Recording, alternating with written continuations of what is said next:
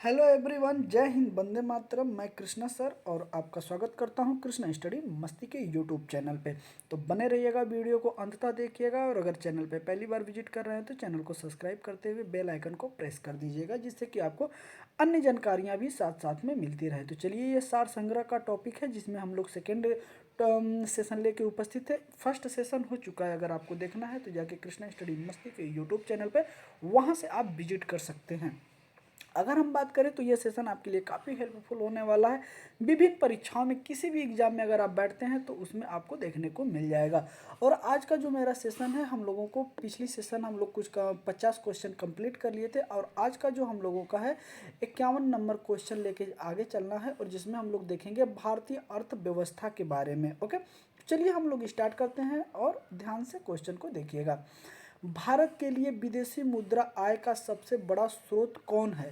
तो विदेश में काम करने वाले भारतीयों द्वारा भेजे जाने वाला धन, यह सबसे बड़ा स्रोत है। ओके, किस लिए? तो भारत का जो विदेशी मुद्रा भंडार है उसको जो बढ़ाते हैं वो होते हैं जो भारत से बाहर निकल के विदेशों में काम करते हैं, तो वो अलग अलग कंट्री में काम करते हैं और वहाँ से अपने घर जो पैसे भेजते हैं कमा के, तो वो पैसे काफ़ी हेल्पफुल मिलता है भारत को। फिर अगर वहाँ से मान लीजिए कि जो भी करेंसी आ रही है तो उसी करेंसी में क्या करेगा भारत, फिर वहाँ से जाके, जैसे मान लीजिए कि कोई सऊदी अरब रह रहा है तो सऊदी से जितने लोग रहते हैं वो भारत पैसे अपने ट्रांसफ़र कर रहे हैं।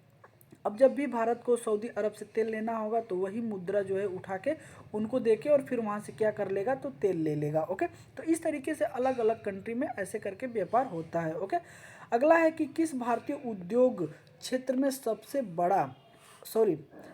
अधिक कार्यबल कार्यरत हैं? तो किस भारतीय उद्योग क्षेत्र में सबसे अधिक कार्यबल है? तो वो कौन सा क्षेत्र है हम लोगों का? कृषि का, क्योंकि भारत जो है कृषि प्रधान देश है, तो इसमें सबसे बड़ी देश की जो सबसे बड़ी जनसंख्या है वो कृषि में ही लगी हुई है। ओके, आगे देखिएगा। अगला है हम लोगों का, भारत में स्टॉक एक्सचेंजों के कामकाज की देख रेख कौन सी नियामक संस्था करती है? तो वो करती है भारतीय प्रतिभूति, कौन सा? तो करती है भारतीय प्रतिभूति और विनिमय बोर्ड, जिसे हम सेबी कहते हैं। जिसे हम क्या कहते हैं? सेबी कहते हैं। ऐसे लिखा होता है सेबी, तो ये संस्था होती है सेबी। ओके, आगे देखिएगा। अगला है कि भारत में बैंकिंग क्षेत्र को कौन सा संगठन नियंत्रित करता है? तो कौन सा नियंत्रित करता है? आरबीआई, भारतीय रिजर्व बैंक। कौन है? भारतीय रिजर्व बैंक। आगे देखिएगा। किस भारतीय शहर को भारत की वित्तीय राजधानी के रूप में जानते हैं? तो वो है हमारा मुंबई। सपनों की नगरी मुंबई है। कौन है? मुंबई है। ओके, चलिए आगे देखिएगा। वैश्विक स्तर पर अगर नॉमिनल जीडीपी के मामले में भारत का कौन सा स्थान है? नॉमिनल जीडीपी के बारे में, तो भारत का 5वां स्थान है। चौथा स्थान है, 5वां स्थान है।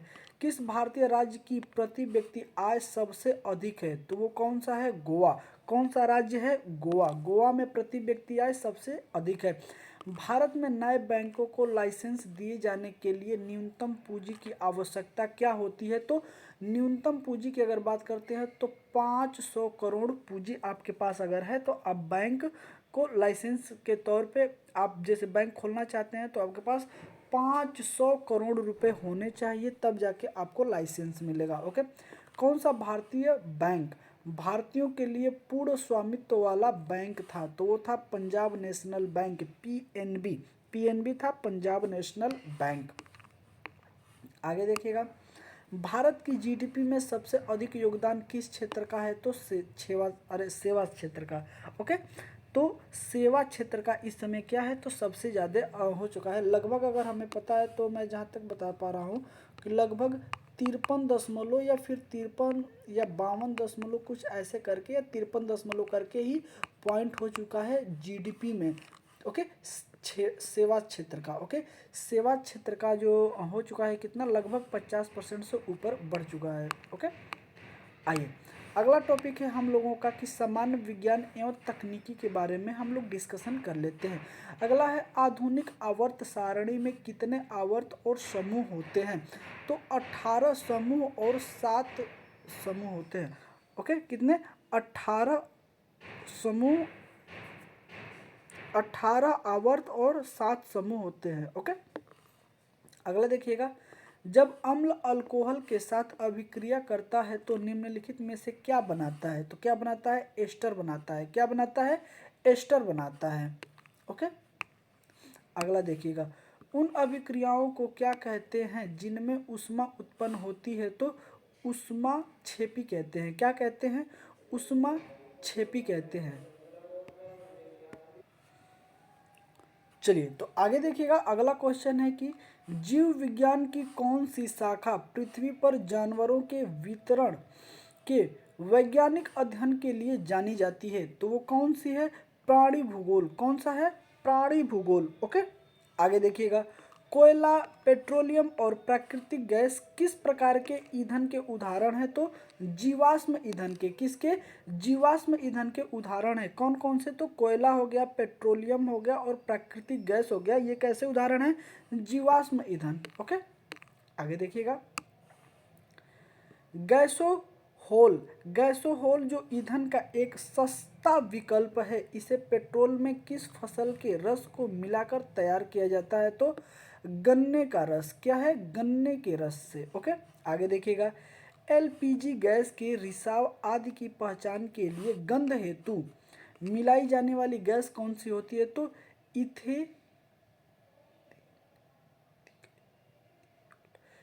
Ethyl thiol.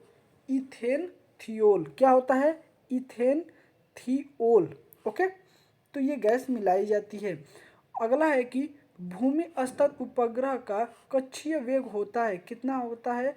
तो ये वेग होता है 3.08 किलोमीटर प्रति सेकेंड। 3.08 किलोमीटर प्रति सेकेंड होता है। ओके, आगे देखिएगा, अगला है कि प्राणोदंत तंत्र जो मुख्य 4 प्रकार propeller, turbine, jet engine, ramjet तथा रॉकेट होते हैं, इसमें मिसाइल किसके प्रणोदोदन तंत्र द्वारा प्रणोदोदित होती है? तो किसके द्वारा होती है? रॉकेट या जेट इंजन द्वारा। किसके द्वारा?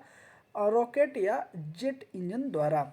अगला है कि विश्व के प्रथम वाटर वेव लेजर कौन है? वाटर वेव लेजर का निर्माण किस देश के वैज्ञानिकों ने किया है? तो इजराइल। किस देश के? इजराइल के वैज्ञानिकों ने यह महारत हासिल की है। अगला है बाल विकास एवं शिक्षा शास्त्र। इसमें भी आपको 10 क्वेश्चन यहाँ देखने को मिल जाएंगे, तो बड़े ही ध्यान से देखिएगा क्वेश्चन को, और ना हो तो आप कॉपी और कलम लेके बैठिएगा, साथ में नोट भी करते हुए चलिएगा। ओके, किसके अनुसार शिक्षा एक व्यवहारिक और अनुभवात्मक प्रक्रिया होनी चाहिए जहां छात्र अपनी शिक्षा में सक्रिय रूप से भाग ले सके? तो यह किसका कथन है? जॉन डेवी का। किसका कथन है? जॉन डेवी का। किसके अनुसार शिक्षा एक व्यवहारिक और अनुभवात्मक प्रक्रिया होनी चाहिए जहां छात्र अपनी शिक्षा में क्या है? तो सक्रिय रूप से भाग ले सके। तो किसका कथन है? जॉन डेवी के द्वारा। अगला देखिएगा क्या है कि प्रगतिशील शिक्षा की अवधारणा देने वाले शुरुआती सिद्धांतकारी कौन माने जाते हैं? तो जॉन लॉक। कौन माने जाते हैं? John Locke. आगे देखिएगा, पढ़ते समय बच्चे के कक्षा व्यवहार का अध्ययन करने के लिए कौन सी गतिविधि सबसे उपयुक्त मानी जाती है? तो अवलोकन विधि। कौन सा? पढ़ाते समय बच्चे के कक्षा व्यवहार का अध्ययन करने के लिए कौन सी विधि उपयुक्त मानी जाती है? तो अवलोकन विधि। सीबीएसई द्वारा निर्धारित समूह परियोजना गतिविधि एक सशक्त माध्यम है। तो क्या है? सामाजिक भागीदारी को सुविधाजनक बनाने के लिए। क्या है? सामाजिक भागीदारी को सुविधाजनक बनाने के लिए। ओके, आगे चलिएगा, अगला है कि विचार न तो केवल भाषा को निर्धारित करता है बल्कि उससे पहले भी होता है। यह विचार किसने दिया था? जिन पियागेट द्वारा। तो थोड़ा सा इसको सही कर लीजिएगा, जिन पियाजे द्वारा दिया गया था। किनके द्वारा? जिन पियाजे द्वारा दिया गया था। मास्लो का सिद्धांत पर आधारित है। किस पे आधारित है? तो आवश्यकताओं पर आधारित है। हर एक बच्चे को या टीचर को या कोई भी है, उसको आवश्यकता के हिसाब से ही वो अपने सिद्धांत को तय करता है। ओके, आगे देखिएगा, एकल अभिभावक बच्चे को पढ़ाते समय शिक्षक को चाहिए, क्या चाहिए? स्थिर और सुसंजक वातावरण प्रदान करे। कौन सा?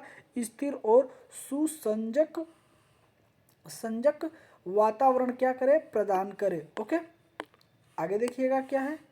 अगला है कि भावात्मक रूप से प्रेरित बच्चा की मुख्य विशेषता होती है, क्या होती है? प्रस्तुति का संतुलन तरीका, प्रस्तुति का संतुलित तरीका, यह क्या होता है? तो भावात्मक रूप से प्रेरित बच्चों की मुख्य विशेषता होती है। चलिए अगला देखिएगा क्या है। अगला है कि सुदृढ़ीकरण का सिद्धांत किसके द्वारा प्रस्तुत किया गया था? तो किसके द्वारा किया गया था? B.F. स्किनर के द्वारा। किनके द्वारा किया गया था? B.F. स्किनर के द्वारा यह सिद्धांत प्रस्तुत किया गया था। पियाजे के अनुसार कौन सी मूर्व संक्रियात्मक काल की मूल विशेषता नहीं है? हमें बताना है। नहीं है, जो उसमें ऑप्शन दिया होगा, ये क्वेश्चन जो कि एग्जाम में पूछे जाते हैं तो वहाँ से निकल के आते हैं, तो उसमें 4 ऑप्शन आपको दिए गए होंगे, जिसमें से 3 ऑप्शन जो है कि संक्रियात्मक काल की रही होगी, और उसमें से एक जो नहीं रहा होगा वो है विकेंद्रीकरण। कौन सा? विकेंद्रीकरण रहा होगा। ओके, तो इस तरीके से आपने भी इसके 10 क्वेश्चन कंप्लीट कर लिए हैं। क्वेश्चन कैसा लग रहा है जरूर आप हमें कमेंट करके बताएं। अगला है टॉपिक हम लोगों का संप्रेषण संचार। ओके, क्या है? संप्रेषण संचार। संप्रेषण की अगर हम बात करते हैं तो अपने ही मान लीजिए हम सामने वाले को अपने भाषा शब्द से जो व्यक्त करते हैं उसे ही संप्रेषण करते हैं। संप्रेषण के द्वारा ही अपने भावात्मक और क्या होता है विचार को क्या किया जाता है? व्यक्त किया जाता है। उसे क्या कहते हैं? संप्रेषण कहते हैं, या संचार के माध्यम से। ओके, अगला देखिएगा। शाब्दिक संचार का मुख्य उद्देश्य क्या होता है? संदेश देने के लिए शब्दों का लिखित या मौखिक उपयोग करना ही क्या होता है? शाब्दिक संचार का मुख्य उद्देश्य होता है। ओके, अगला है कि अशाब्दिक संचार के माध्यम से कौन कौन से तत्व व्यस्त किए जा सकते हैं? तो कौन कौन से किए जाते हैं? अशाब्दिक संचार के माध्यम से कौन कौन से तत्व व्यस्त किए जा सकते हैं? तो भावनाएं, दृष्टिकोण और प्रतिक्रियाएं। तो ये 3 होता है, भावनाएं, दृष्टिकोण और होता है प्रतिक्रिया। ओके, अगला है कि लिखित संचार के उदाहरण को कौन कौन से हैं? लिखित संचार के उदाहरण कौन कौन से हैं? तो आप देखिए, पत्र लिख सकते हैं, अभी आपके हाथ में मोबाइल होगा तो ईमेल कर सकते हैं, रिपोर्ट हो गया, फिर अन्य लिखित दस्तावेज हो गए जिसमें टेक्स्ट मैसेज हो गया। तो ये सारी चीज़ें क्या है? लिखित संचार के उदाहरण हैं। ओके, पत्र हो गया, ईमेल हो गया, ये तो दोनों ही है। जैसे व्हाट्सएप में भी तो आप जो है कि कर सकते हैं, तो वो सारी चीज़ें आ जाएगा, इलेक्ट्रिक सिस्टम में ही आ जाएगा। ओके, आगे देखिएगा। मौखिक संचार की विशेषता क्या है जो इसे प्रभावी बनाती है? तो वो बनाती है तत्काल प्रतिक्रिया और स्पष्टीकरण। क्या है? तत्काल प्रतिक्रिया और स्पष्टीकरण तुरंत हमें मिल जाता है। जैसे मान लीजिए कि मौखिक जब होता है या इंटरव्यू होता है तो जो चीज़ें हम प्रश्न पूछते हैं उधर से हमें आंसर क्या होता है? तुरंत मिल जाता है, उसे हम मौखिक कहते हैं। इसमें समय नहीं लगता है, बिल्कुल आप क्वेश्चन किए और आंसर आपके सामने प्रस्तुत होने लगता है। ओके, अगला है कि एक तरफा संचार मुख्य रूप से किस युग में प्रचलित था? तो किसमें था? प्रसारण, पहले मीडिया युग। क्या था? मीडिया, प्रसारण युग। बहुतरफा संचार की मुख्य विशेषता क्या है? तो कई प्रतिभागियों के बीच इंटरेक्टिव और प्रासंगिक संचार। क्या है? तो कई प्रतियोगियों के बीच इंटरेक्टिव और पारस्पर पारस्परिक संचार। ओके, आगे देखिएगा। अगला है हम लोगों का कि वर्चुअल समुदाय की उत्पत्ति कब और कैसे हुई थी? तो इनका हुआ था वर्चुअल 1980 और 1990 के दशक की शुरुआत में इंटरनेट के आगमन के साथ ही वर्चुअल समुदाय का जो है कि उत्पत्ति हुई थी। ओके, अगला है कि अशाब्दिक संचार में किस प्रकार के संकेतों का प्रयोग किया जाता है? अशाब्दिक में कैसा किया जाता है? शारीरिक भाषा का। ओके, उसके बाद चेहरे के भाव का, इशारे का और मुद्रा का। तो ये आपको 4 चीज़ें देखने को मिल जाएगी, जिसमें शरीर की भाषा होती है, जैसे आप हाथ हिला के वहाँ चलो ऐसे वैसे बताते हैं ना, तो ये भाषा होगी। या तो एक चेहरे के भाव से बिल्कुल गुस्सा हो गए, सामने वाला देख के ही पता चलेगा कि भाई इंसान गुस्सा है, इस समय हम बात नहीं करते हैं, या फिर जो ये कह रहा है उसको हम सुन लेते हैं। फिर इशारा भी होता है, चलो चलो वहाँ चलते हैं, तो ऐसे करके इशारे भी होते हैं। या फिर वो उठाओ, आदमी नहीं बोलता है ना, जैसे बोलता नहीं है लेकिन इशारा करता है, भाई वो चीज़ उठा के दे दो, या फिर वो काम कर दो। फिर ऐसे मुद्रा में भी होता है। तो ये सारी चीज़ें जो होते हैं अशाब्दिक संचार के प्रकार हैं। ओके, अगला है कि बहुतरफा संचार में मुख्य विशेषता क्या है? तो है संचार में सहभागिता और पारस्परिकता। ओके, तो ये चीज़ें आपको देखने को मिल जाएगी। अगला है कि डिजिटल युग के संचार की किस नई अवधारणा को बढ़ावा दिया गया है? तो बहुतरफा संचार और वर्चुअल समुदाय को बढ़ावा दिया गया है। अब आपसे पूछ रहे हैं कि वर्चुअल जो समुदाय है यह कब से कब तक था? तो आप हमें अभी हम लोग देखे हैं कि 1980 से लेकर 1990 के दशक में इसको स्टार्ट किया गया था। ओके, अगला टॉपिक की अगर हम बात करते हैं तो खेलकूद। खेलकूद में भी हम लोग देख लेते हैं, बड़े अच्छे अच्छे क्वेश्चन आपको यहाँ देखने को मिल जाएंगे। है कि बैडी किस खेल का उप प्रकार है? बैडी किस खेल का उप प्रकार है? तो हॉकी का ही है। किसका है? हॉकी का। घास के कोर्ट पर खेले जाने वाले ग्राउंड स्लैम टेनिस टूर्नामेंट का क्या नाम है? तो विंबलडन। क्या है? विंबलडन। ओके, अगला है कि किस देश की राष्ट्रीय फुटबॉल टीम का नाम La Albiceleste the white and sky blue रखा गया है? तो किसका रखा गया है? अर्जेंटीना का। किसका रखा गया है? अर्जेंटीना का। पाकिस्तान का राष्ट्रीय खेल कौन सा है? तो फील्ड हॉकी। कौन सा है? Field hockey. आगे देखिएगा, वर्तमान में कितने ग्रैंड स्लैम टेनिस टूर्नामेंट आयोजित किए जाते हैं? तो कितने किए जाते हैं? 4 किए जाते हैं। ओके, और आपको ये टास्क दे रहा हूँ कि आप बताइएगा कि वो 4 कमेंट करके बताइएगा कि वो 4 टूर्नामेंट कौन कौन से हैं। ओके, अगला है किस खेल का वार्षिक अंतर्राष्ट्रीय टूर्नामेंट श्रीलंका ग्रेट्सकी कप है? ग्रेट्सकी कप है। तो क्या है? Ice cup. Ice hockey. Ice hockey है। क्या है? Ice hockey. अगला है एस विजय लक्ष्मी किस खेल से संबंधित है? तो यह है शतरंज खिलाड़ी। कौन है? शतरंज खिलाड़ी है एस विजय लक्ष्मी। अगला देखिएगा, अगला अगर हम बात करते हैं तो किस देश ने सर्वप्रथम शीतकालीन ओलंपिक खेलों की मेजबानी की थी? तो फ्रांस 1924 ईस्वी में। कब? 1924 ईस्वी में फ्रांस ने ही शीतकालीन ओलंपिक खेलों की मेजबानी की थी। किस वर्ष प्रथम महिला क्रिकेट विश्व कप का आयोजन किया गया था? तो वो किया गया था 1973 में। कब किया गया था? 1973 में ही प्रथम महिला क्रिकेट विश्व कप का आयोजन किया गया था। कबड्डी मैच में प्रत्येक पक्ष में कितने टीम सदस्य होते हैं? तो 7। मतलब खिलाड़ियों की संख्या कितनी होती है? तो 7 होती है। कितनी होती है? 7 होती है। आइए अब हम लोग चलते हैं कंप्यूटर ज्ञान के तरफ। इसमें भी हम लोगों को 10 क्वेश्चन देखने को मिलेगा, हम उसको भी जिक्र कर लेते हैं, डिस्कशन कर लेते हैं। ईमेल में भरोसेमंद स्रोत मानकर दुर्भावनापूर्ण कारणों के लिए संवेदनशील जानकारी जैसे यूजर नेम, पासवर्ड और क्रेडिट कार्ड विवरण आदि प्राप्त करने का प्रयास कहलाता है। क्या कहलाता है? फिशिंग। क्या कहलाता है? फिशिंग कहलाता है। तो इसको आप बड़े ही ध्यान से देखिएगा, क्या कहलाता है? फिशिंग कहलाता है। ओके, अगला है कि ट्विटर एक पर आधारित संचार मंच है। क्या है? SMS। क्या है? SMS का संचार माध्यम है। ओके, देखिएगा अगला क्वेश्चन है कि माइक्रोसॉफ्ट द्वारा कौन सी खोज इंजन विकसित किया गया है? तो वो है माइक्रोसॉफ्ट विग। क्या है? माइक्रोसॉफ्ट विग। अगला है कि CPU का कौन सा घटक मेमोरी में निर्देश प्राप्त करने और डिकोड करने के लिए जिम्मेदार है? तो कौन है? नियंत्रण इकाई। कौन है? नियंत्रण इकाई। इसको एक नाम से और जानते हैं, आप हमें नाम जो है कि कमेंट में कमेंट करके बताइएगा। ओके, अगला है कि कंप्यूटर की स्मृति का मापन किया जाता है किसमें? बिट्स के द्वारा। किसमें? बिट्स।